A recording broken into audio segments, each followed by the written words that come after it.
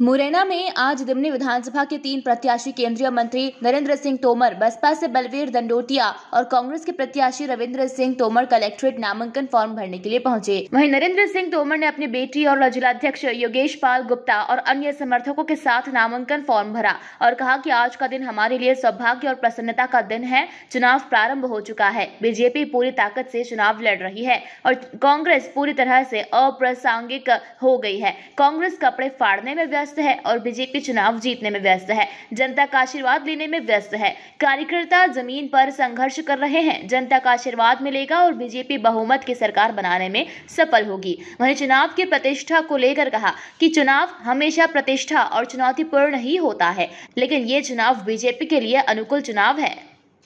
अब हमेशा प्रतिष्ठा और चुनौतीपूर्ण ही होता है, लेकिन ये चुनाव भारतीय जनता पार्टी के लिए बहुत फेवरेबल चुनाव है।